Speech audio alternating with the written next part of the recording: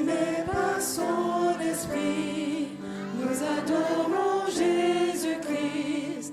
Il est digne de louange, sa bonté est infinie. Rassemblés le cœur ouvert, nous unissons nos prières et nous tressaillons de joie à l'écoute de sa voix. Animés par son esprit, nous annonçons Jésus-Christ, afin que le monde voie qu'il est le sauveur promis. Que le mot de nos paroles donne l'espoir et console, et que nos vies tout entières fassent résonner sur terre. L'agneau est digne de recevoir honneur et gloire pour tous les siècles, car par son sang il a racheté de toutes langues et peuples des enfants de Dieu. Animés par son esprit, nous partageons Jésus-Christ, comme il s'est donné pour nous, nous désirons nous offrir. Quand nous partageons le pain, tout ce qui vient de sa main, notre pain se multiplie et devient festin de vie. Animés par son esprit, nous espérons Jésus-Christ. Il est monté vers le ciel, mais il vient, il l'a promis. Alors marchons avec joie dans l'assurance et la foi. Bientôt nous serons ensemble pour chanter en sa présence. L'agneau est digne de recevoir sagesse et force pour tous les siècles, car il a fait de nous des prêtres qui serviront et régneront pour lui sur terre. L'agneau est digne de recevoir sagesse et force pour tous les siècles, car il a fait de nous des prêtres qui serviront et régneront pour lui sur terre. Amen. Amen. Nous invitons Luther, la prière.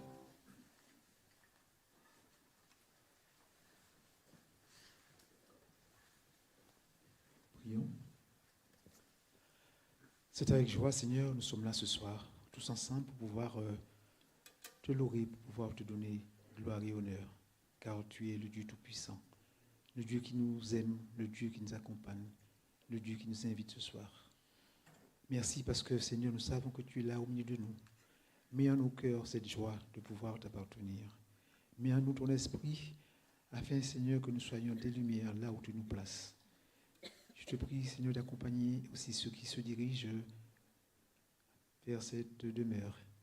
Permets, Seigneur, que nous soyons toujours remplis de joie et d'amour pour toi. Je te prie au nom de Jésus. Amen.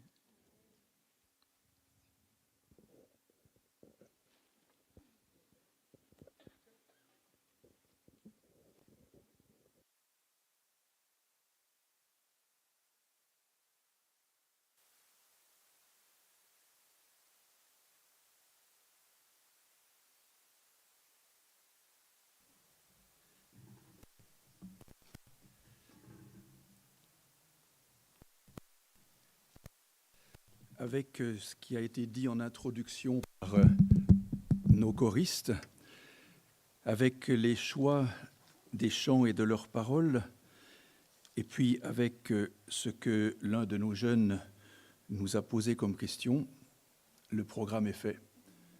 Et j'ai plus grand-chose à dire, parce que vous avez tout entendu, chanté, écouté. C'est vrai. Ça me fait plaisir de vous retrouver ce soir, aussi nombreux que les autres soirs, et ça me fait chaud au cœur. Je vous ai promis, et je continue à garder ma promesse, que je n'aborderai pas les chiffres. 666, 144 000, la bête, l'image et je ne sais quelle autre difficulté, parce que j'en serais absolument incapable. Par contre, ce que j'essaye de faire, ensemble, c'est de nous faire redécouvrir les qualités de notre Seigneur Jésus. Et ça, nous pouvons tous le faire ensemble, au travers, précisément, de ce que nous révèle Apocalypse, ce livre, sur Jésus. Alors, c'est précisément ce thème que nous avons déjà abordé, la révélation. Puis nous avons dit quelques mots sur Jésus, puis sur le Christ. Et ensuite, nous avons considéré qu'il était le premier, le dernier, le premier-né des morts, le vivant, celui qui a la clé des morts et du séjour des morts. Et puis, nous avons considéré aussi ce que cela voulait dire que d'être saint, Dieu ou nous. On est là pour être troisième. Et puis également, ce que nous considérons comme étant l'Amen, au verset 14 du chapitre 3, fidèle, véritable. Voilà, nous en sommes là.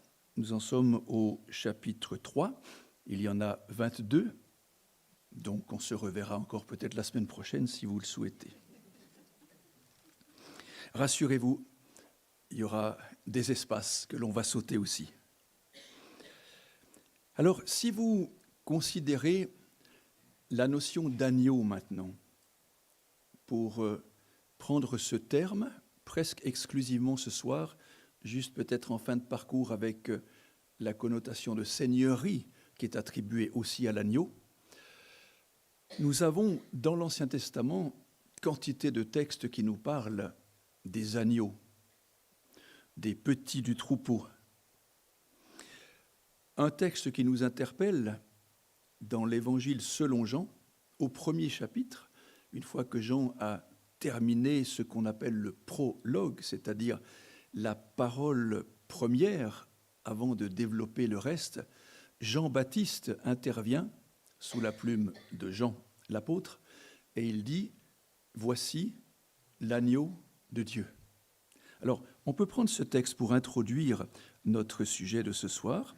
C'est dans Jean, au premier chapitre, et c'est au verset, on l'a ici, si je trouve le premier chapitre, on l'a ici au verset 29. « Il vit Jésus venant à lui, et il dit, voici l'agneau de Dieu. Alors, vous avez ensuite diverses traductions qui ôtent le péché du monde. Le terme qui est utilisé ici par l'évangéliste Jean, ôter, signifie littéralement faire passer d'un endroit à l'autre. Faire passer d'un endroit à l'autre. Ou déplacer, si vous voulez. Enlever. Et là, vous avez quantité de métaphores dans la Bible lorsque nous parlons de péché. Chez Ésaïe, par exemple, au chapitre 35 et 43 plutôt, on a cette idée d'un Dieu qui oublie que j'ai péché. Il me dit, tu me fatigues avec ton péché. J'ai oublié cela. Le Dieu amnésique. Dans le livre du prophète Michée, on aura une autre métaphore. J'ai pris tes péchés et je les ai jetés au fond de la mer. Et donc vous avez une quantité d'expressions pour montrer ce déplacement du péché. Et rappelez-vous peut-être rapidement ce que signifie ce mot, ou en tout cas un de ces mots utilisés dans l'Ancien Testament et le Nouveau pour parler du péché. Si on prend rapidement le livre de la Genèse au chapitre 2, et au verset 15, 16 et 17, lorsque Dieu a convoqué ses enfants et qu'il leur dit, voilà, il y a 2 arbres. Alors, un, c'est le bon, l'autre, c'est le mauvais. Je résume un petit peu. Et puis finalement, nos premiers parents choisissent le mauvais. On ne va pas leur faire un procès, c'est comme cela. Nous aussi, souvent, on choisit le mauvais. Donc ça veut dire qu'ils ont passé à côté du bon et ils sont arrivés vers le mauvais. Et je me plais à dire que la notion de péché, cette expression de hata, signifie de rater le but. Et je sais qu'il y a un grand champion de ballon ici, de handball, dans la salle. Prenez un footballeur, par exemple, aussi. Un handballeur ou un footballeur, lorsqu'il tire dans le but et qu'il le rate, il est pécheur. C'est un grand pécheur. Désolé. Alors ça, c'est pour le matériel, ce n'est pas pour le spirituel. On est d'accord? Donc, vous avez compris que manquer le but, c'est pécher. Voilà. Donc, Adam et Ève ont manqué l'arbre de vie et ils ont été récupérés, bras ouverts, par le prince du monde sans loi, anomia, sans loi, iniquité, là où il n'y a pas de règlement, en quelque sorte. Et quand la vie est déréglée, la mort arrive.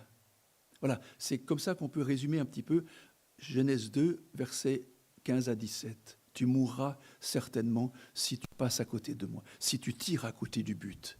Alors, lorsque on a ce texte dans Jean 1, verset 29, celui qui ôte le péché, celui qui le déplace. Alors, on a 2 moyens d'indiquer cela. Il le prend sur lui.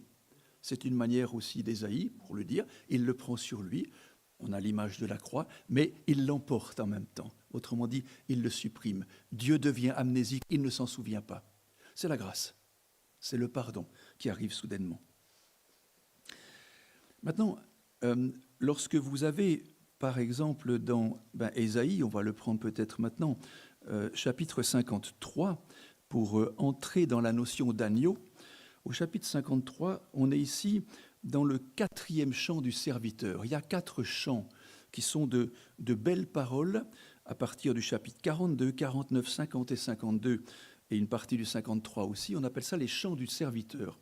Autrement dit, le serviteur est présenté. Il n'est pas appelé Jésus, il n'est pas appelé le Christ, mais en lisant attentivement ces textes, on comprend de qui, 800 ans avant la naissance de Jésus, de qui le prophète Ésaïe parle. Au chapitre 53, au verset 3 par exemple, « Méprisé, abandonné des hommes, homme de douleur, nous l'avons dédaigné. » Verset 4, « Ce sont nos souffrances qu'il a portées. » Et puis, verset 5, « Il était blessé pour nos péchés, brisé pour nos iniquités. » Et puis, verset 6, « Nous étions tous errants comme des brebis. » Et verset 7, « Il a été maltraité, opprimé, il n'a point ouvert la bouche, semblable à un agneau qu'on mène à la boucherie, à une brebis muette devant ceux qui la tondent. » Alors, brebis, agneau, petite chèvre, tout ça c'est un vocabulaire changeant, mais qui dit la même chose. C'est la même famille, si vous voulez, mais ce sont des mots différents. Autrement dit, les auteurs vont choisir pour qualifier ce serviteur souffrant l'image d'un animal qui est sans défense, en quelque sorte. On l'attaque, on le tue, on l'amène à la boucherie, on le mange, il n'a pas de défense. Il n'y a pas de griffe, il n'y a pas d'attaque possible, il ne peut pas s'enfuir. Donc l'agneau connote déjà une attitude christique que l'on va rencontrer par la suite dans les évangiles. Alors, si on prend maintenant vraiment notre texte, eh bien, nous avons, au chapitre 5 de l'Apocalypse, on va avoir ici, à partir du verset 6, une indication intéressante. « Je vis au milieu du trône et des 4 êtres vivants, et au milieu des vieillards, un agneau qui était comme immolé. » Traduction vieux second, vous avez peut-être d'autres traductions. Immolé, c'est-à-dire un agneau qu'on va tuer, qu'on va abattre, qu'on va envoyer à la boucherie. Mais littéralement, ce verbe qu'on traduit globalement ici par immoler, signifie on va le mettre à mort par une mort violente. Et ça, il y a une connotation très christocentrée ici. Le Christ a été mis à mort suivant un acte de violence, c'est-à-dire un acte barbare. Pour nous, à l'époque, c'était une manière d'exécuter le gêneur. Pour nous, c'est un acte extrêmement barbare ici. Donc un agneau qui va mourir. Ce qui est intéressant lorsque nous regardons les 29 occurrences dans l'Apocalypse de ce mot agneau, qui est ici, à contrario d'Ésaïe, toujours le même mot, c'est-à-dire le petit d'un agneau. Et on s'abaisse encore, on est encore plus bas dans cette hiérarchie animalière, c'est-à-dire celui qui est vraiment sans défense. C'est ça le terme que Jean utilise 29 fois. Alors, on n'a pas le temps d'aborder les 29 occurrences, mais rapidement, regardons quelques-unes. Peut-être dans ce chapitre 5 toujours, le verset 12, l'agneau qui a été immolé est digne de recevoir la puissance, la richesse, la sagesse, la force, l'honneur, la gloire et la louange. Très rapidement, l'auteur se reprend en disant « Attention, le petit agneau innocent, inoffensif, il est tout-puissant. » Et ça, c'est le paradoxe. On aurait pu prendre plutôt le lion, d'ailleurs ça marche aussi pour Jésus, mais on prend un agneau. Mais en même temps, on met des attributs à cet agneau qui ne lui correspondent pas. Il est la puissance absolue. On peut continuer la lecture, on peut regarder par exemple, en tournant les pages, au chapitre 6 toujours, la fin du verset 16. Devant lui, la face de celui qui est assis sur le trône et devant la colère de l'agneau. Alors la colère de l'agneau ou la colère de Dieu, c'est un terme qui nous gêne parfois un petit peu parce que quand nous on se met en colère, ça veut dire qu'on perd le contrôle de nous-mêmes et on ne sait plus très bien ce que l'on fait. La colère de Dieu, ce n'est pas cela. La colère de l'agneau, ce n'est pas cela. C'est d'être capable de distinguer entre le bien et le mal et de ne pas pactiser avec le mal. Autrement dit, c'est le refus du mal. C'est comme si le mal se heurtait au bouclier de Dieu et ça explose d'un seul coup. Ça, c'est la colère. Ce n'est pas Dieu qui se met en colère. C'est Dieu qui barre la route au mal et ça éclate. Donc, il faut être fort. Il faut être un agneau puissant.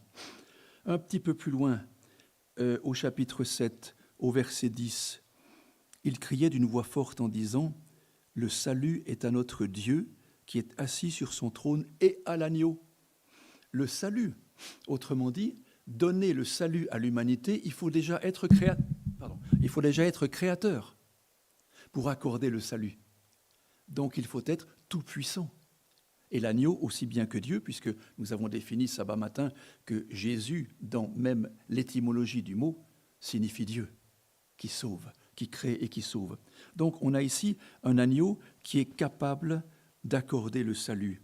Un petit peu plus bas, vous avez de nouveau des significations diverses sur l'agneau, peut-être en tournant un petit peu quelques pages pour gagner du temps. Le chapitre 14, je regardais et voici l'agneau se tenait sur la montagne de Sion. Et puis, à la fin du verset 3, 4, disons, prenez le verset 4 du chapitre 14, ce sont ceux qui se sont pas souillés avec des femmes et ils sont vierges, ils suivent l'agneau partout où il va. C'est-à-dire, ils sont rachetés par l'agneau, qui est les prémices. Autrement dit, on retrouve ici un agneau capable de salut de l'humanité. Puis vous le retrouvez encore, bien sûr, dans le chapitre 14, et puis dans le chapitre 15, par exemple, au verset 3, il chantait le cantique de Moïse, le serviteur de Dieu, et le cantique de l'agneau en disant « Tes œuvres sont grandes et admirables, Seigneur Dieu Tout-Puissant ». C'est de l'agneau dont on parle ici, Seigneur Dieu Tout-Puissant. Et regardez enfin peut-être pour faire un peu rapidement au chapitre 17, au verset 14. Ils combattirent contre l'agneau et l'agneau les vaincra. Ils combattront contre l'agneau et l'agneau les vaincra parce qu'il est le Seigneur des seigneurs, le roi des rois. Ainsi de suite. L'agneau est partout jusque dans le chapitre 21 et 22 de l'Apocalypse. On n'a pas le temps d'analyser tout cela. Mais c'est juste pour vous montrer qu'il n'y a jamais, dans toutes les occurrences marquées par l'agneau dans le livre de l'Apocalypse, jamais une faiblesse par rapport à l'agneau. Toujours une puissance, toujours une victoire, toujours un amour, toujours le salut. Donc cette image-là, eh bien, va nous faire réfléchir par rapport au sacrifice. Et c'est là que nous aurons peut-être un petit peu de difficulté pour comprendre en quoi Jésus s'est sacrifié, a été sacrifié. Qu'est-ce que le sacrifice de Jésus? J'aimerais prendre d'abord un texte que vous connaissez bien, c'est dans l'Exode au chapitre 25. Là, vous avez une référence à quelque chose qui est construit. Ce quelque chose, eh bien, vous le savez, c'est ce qu'on appelle l'arche de l'Alliance, le coffre de l'Alliance. Et dans ce chapitre 25, à partir du verset 16, l'auteur du texte dit, par rapport aux plans qui sont faits pour la construction de ce coffre en bois recouvert d'or, il dit, tu mettras dans l'arche le témoignage que je te donnerai, mais tu feras un propitiatoire d'or pur. Un propitiatoire, un expiatoire, voilà une première difficulté qui permet aux théologiens de se battre et d'essayer d'avoir raison l'un contre l'autre. En fait, c'est un mot quasiment intraduisible. C'est le mot kaporet dans le langage hébraïque. Et vous le comprenez, ce mot déjà, parce que vous savez ce qu'est la fête du Yom Kippourim. Le Yom Kippour, Kippour, Kafar, Kaporet, c'est toute la même racine. Cette fameuse fête des pardons. Fête des pardons. Alors, le verbe kafar, c'est un verbe qui signifie gratter pour faire disparaître ce qui n'est pas beau. Il signifie bien d'autres choses aussi. Mais vous vous rappelez à l'école, vous avez encore les souvenirs de l'école? Oui. Moi, j'en ai pas des très bons, mais j'en ai quand même. On avait des tables en bois à l'époque, mais en vrai bois. Puis qu'est-ce qu'on faisait? Ben, on sculptait. Hein? On exprimait tout notre art. On sculptait. Ou on faisait des cœurs avec des flèches à travers. Vous vous souvenez de ça aussi? Comment faire pour faire disparaître ça? Poncer. Papier de verre, cafard. C'est ça. C'est ça le verbe. C'est pas cacher. C'est faire disparaître. Ôter le péché du monde. C'est le racler pour redonner à la surface première sa beauté et son éclat, qui a été terni par mes fautes, par mes sculptures idiotes et imbéciles de ma vie. Maintenant, le texte continue, on ne va pas le lire, Exode 25, mais je vous le raconte, et vous le savez d'ailleurs. Que dit Dieu? Dieu, au grand prêtre, c'est là-dessus, sur le caporet, sur le couvercle, que je me rencontrerai avec toi une fois par année. Et là-dessus, toi, tu vas mettre quelques gouttes de sang de l'animal sacrifié. Un animal sans défense, sacrifié, et les gouttes de sang vont représenter la mort, mais surtout la vie. Et à partir de là, je te donnerai le pardon des péchés du peuple pour l'année précédente. Ça, c'est la symbolique. C'est la parabole. Rappelez-vous que le livre aux Hébreux parle ici de parabole. Alors, ça ne veut pas dire que ça n'a pas existé. Une parabole, c'est simplement soit une histoire fausse qui dit la vérité, soit une histoire vraie, mais qui n'est pas complète. Un type qui va être réalisé par un antitype. Où est l'antitype? Romains, chapitre 3. Chapitre 3. Alors on revient bien sûr dans le Nouveau Testament. Et là, au chapitre 3 de la lettre que Paul écrit depuis Corinthe aux Romains, il dit ceci, au chapitre 3, et puis au verset, on va le prendre depuis le verset 23. tous ont péché, tous ont raté le but, tous ont tiré à côté, tous ont raté leur vie. De fait, ils sont privés de la gloire de Dieu, autrement dit, de la présence de Dieu. Et ils sont gratuitement justifiés par sa grâce, par le moyen de la rédemption. Alors, 3 mots, inutiles, un aurait suffi. Je vous l'ai dit à plusieurs reprises, entre sabbat, dimanche et lundi, c'est une répétition de mots parce qu'on ne sait pas comment exprimer les choses de Dieu.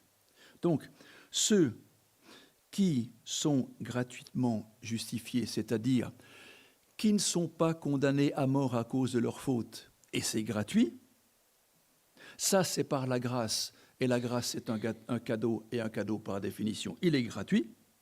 Et puis par le moyen de la rédemption c'est un rachat. Donc si je suis racheté, je n'ai rien à payer, donc c'est gratuit. Vous savez, cette emphase sur la gratuité. Gratuité du passage entre ma condamnation à mort et ma condamnation à la vie éternelle. Mais comment ça se fait cela? Alors si on continue la lecture, verset 25. C'est lui, donc on parle de Jésus ici, de l'agneau. C'est lui que Dieu a destiné à être par son sang. Alors quand vous avez le mot sang dans la Bible, vous pensez de la mort, mais surtout de la résurrection. Par son sang, pour ceux qui croient ou qui croiraient, propitiation. Alors certaines versions, vous avez victime propitiatoire. Le mot victime, vous pouvez le tracer, le mettre entre parenthèses, le déchirer, il n'existe pas dans le texte. Propitiatoire. Jésus est le propitiatoire. Jésus est l'expiatoire. Vous vous rappelez du coffre? Le caporette. C'est ça l'expiatoire ou le propitiatoire. Alors ça dépend comment on raisonne. Je peux parler d'expiatoire lorsque je considère que mes fautes ont disparu grâce à ce miracle. Je peux parler de propitiatoire lorsque, à cause et grâce à cet acte-là, Dieu me regarde positivement. Alors ça, c'est plutôt païen. La notion de propitiatoire est plutôt païenne. Dans les cultes païens, on aime mieux en théologie parler d'expiation que de propitiation. On ne rend pas Dieu propice, mais Dieu essaye de me faire réfléchir pour que je revienne à lui.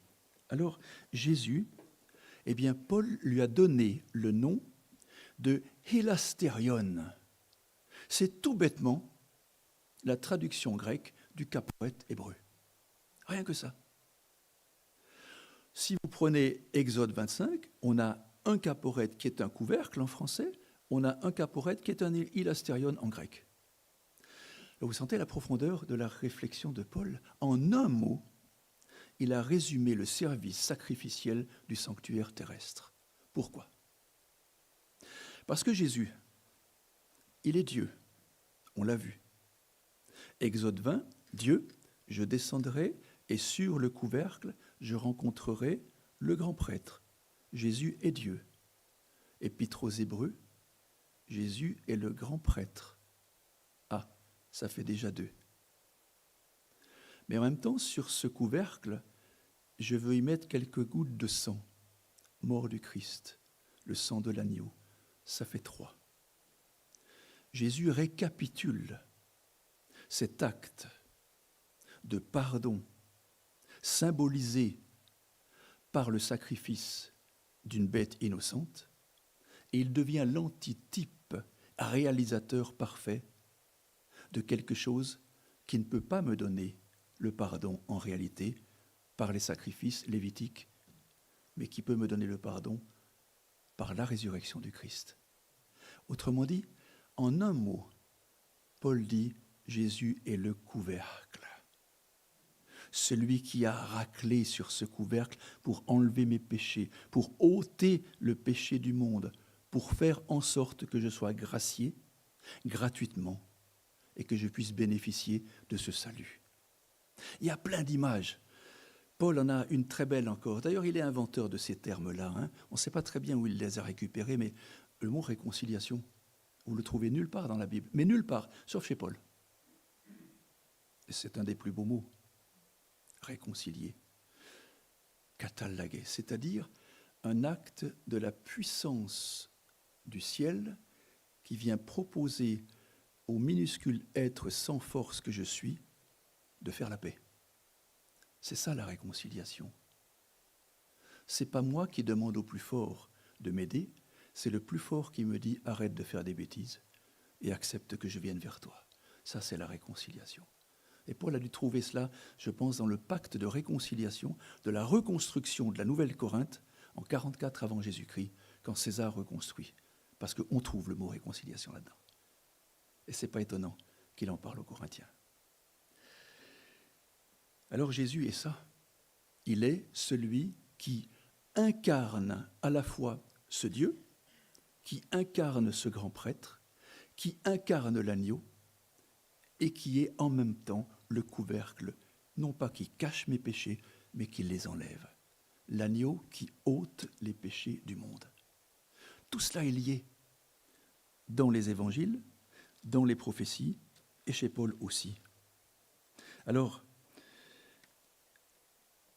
sacrifier ou se sacrifier, qu'est-ce que ça veut dire? Ça veut dire se priver de ce que l'on aurait pu avoir.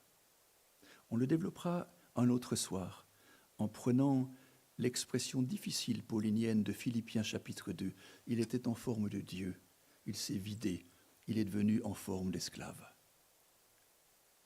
Se sacrifier, c'est se priver de ce qu'on aurait pu avoir ou être. Quand nous parlons du sacrifice de Jésus, j'aimerais bien vous inviter à arrêter de penser à la croix seulement. C'est une partie du sacrifice. Mais le sacrifice de Jésus, il est existentiel. Vous avez l'éternité, imaginez-vous l'éternité, impossible, c'est trop grand. On a parlé de parenthèse, je crois, sabbat, c'est notre vie. Mais en même temps, lorsque Jésus s'incarne dans le ventre de sa mère, c'est une parenthèse pour lui qui s'ouvre, la parenthèse de la finitude dans laquelle je vis. Et là-dedans, il vit le sacrifice, sans défense, bafoué, giflé, tapé, mis à mort. On s'en est débarrassé.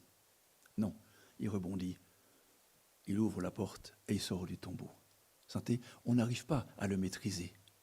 Donc, se sacrifier, c'est venir dans une situation là où personne ne nous oblige à venir, mais parce qu'on a quelque chose à y faire. Lorsque on lit, par exemple, le texte de Jean chapitre 10, il dit à ses disciples, « Ma vie, personne ne me l'ôte. J'ai le pouvoir de la donner, j'ai le pouvoir de la reprendre. Si je veux, j'évite la croix. » Une autre lecture du texte, peut-être plus en relief. Avoir le pouvoir de, c'est l'expression exousian echo, traduisible par « j'ai le droit de la donner, mais j'ai le droit de la reprendre. » Personne n'a le droit de me laisser dans le tombeau, parce que je suis sans péché. C'est la seule expression dans Jean 10, 17, où on a l'impression que Jésus s'est auto-ressuscité. Mais aucun texte dans les évangiles ou dans les épîtres ne nous autorise à dire que Jésus s'est auto-ressuscité. Jusque dans la résurrection, il est dépendant de Dieu. L'une des paroles de Jésus, entre tes mains, je remets mon pneuma, ma vie, ma respiration. Cette respiration qui m'a permis de vivre sur la terre, je la mets entre tes mains. C'est ce que nous disons quand nous sommes encore conscients, peut-être en fin de vie. Je me confie à Dieu dans l'espérance de la résurrection. Or, jusque dans l'acte résurrectionnel, Jésus se confie, non pas en sa propre puissance, mais dans la puissance du Père. Le but essentiel de ce sacrifice de Jésus, c'est de restituer une communion qui a été rompue. Elle a été rompue en Éden. Elle a été restituée à la sortie du tombeau. Avec un peu de patience, il y aura une réalité, enfin, physique et visible lors de la parousie. Alors le rituel ne donne aucune valeur à l'acte sacrificiel. Quand on reprend les sacrifices vétérotestamentaires, l'agneau sacrifié, le bœuf sacrifié, n'importe quoi comme animal sacrifié ne donne absolument pas la vie à l'humain. Le baptême, l'eau change quoi? Rien du tout. Au risque de vous bousculer, rien du tout. Ce qui se cache derrière l'eau, c'est quoi? Romains 6. Le baptême, dit Paul, c'est l'entrée dans le tombeau du Christ. Et la sortie des eaux, c'est la sortie du tombeau du Christ. Ce qui se cache derrière cette eau, c'est le Christ ressuscité. Le pain et le vin que vous prenez comme rappel de la mort et de la résurrection du Christ, ça ne sert à rien. Vous n'êtes pas fortifié après avoir pris un dé à coudre de vin et puis une demi-bouchée de pain. Ça ne sert à rien. Si je ne mets pas derrière cela le corps du Christ et son sang, autrement dit, ce sont les symboles qui sont visés par une réalité qui me donne la réalité de vie, mais pas le symbole. Or ici, on n'a plus de symbole, on a le Christ lui-même. Le pardon de Dieu n'est pas un automatisme déclenché par la mort d'un animal. Alors pour conclure, ce texte de l'Apocalypse où on a ici ce Jésus, agneau, qui va tout à coup être appelé un Seigneur. Chapitre 17, l'agneau vainqueur, parce qu'il est le Seigneur des Seigneurs. Vous vous souvenez, on a défini le mot Seigneur. Il est compliqué, mais il commence par Yahvé dans l'Ancien Testament. Yahvé que je ne peux pas définir. Alors je dis Adonai. Mais quand je dis Adonai et que je le traduis en grec par la version des Septante, ça devient Kyrios. Et Kyrios en français, ça devient Seigneur. Donc Dieu est Seigneur, Jésus est Seigneur. Je conclus ici pour les femmes. Genèse, chapitre 3, versets 15 et 16. Tu as péché, l'enfantement sera difficile, et puis il dominera sur toi. Oups, c'est difficile de terminer par cela, hein? Il dominera sur toi. Ce n'est pas la même domination que sur les animaux de Genèse 1. Lorsque la Septante a traduit ce verbe, il a utilisé le verbe kurieo. Il sera ton Seigneur. Et lorsqu'on parle de Seigneur, enlevez de votre esprit l'histoire que vous avez appris pour le baccalauréat. La période des seigneurs qui domine sur une population, qui l'exploite. Le Seigneur, étymologiquement, c'est celui qui prend soin de l'autre. C'est celui qui le protège. Voilà comment Dieu dit dans Genèse 3, 15 et 16. Il sera ton Seigneur protecteur. C'est cela, le Seigneur. L'agneau est mon Seigneur protecteur, qui me conduit dans les sentiers difficiles, certes, ou qui m'accompagne plutôt dans les sentiers difficiles. La notion de berger corrobore la notion de Seigneur.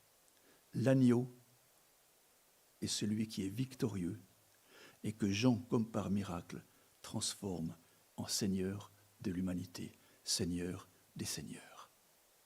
Merci notre Dieu d'être cet agneau victorieux et notre Seigneur protecteur, en même temps Sauveur. Amen.